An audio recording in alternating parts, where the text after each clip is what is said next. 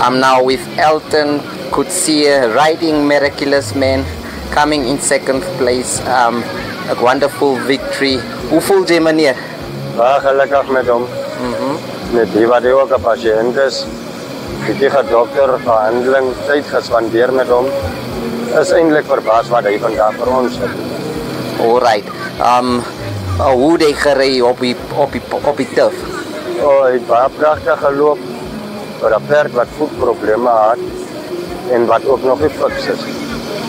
Het hy baie mooi vir ons vertoon en ons is tevrede met hom. Jy is tevrede met hom. Hoe lang het jy nou die perd? Die perd het ons nou maar 3 maande.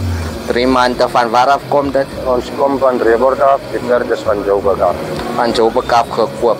Ja. Alright. Nou, wat se tyd, hoeveel tyd vat dit om so 'n perd in die regte kondisie te bring en vir hom reg te maak vir 'n reis? Dit is 'n groot probleem om hom dan soos ons hom gekry het.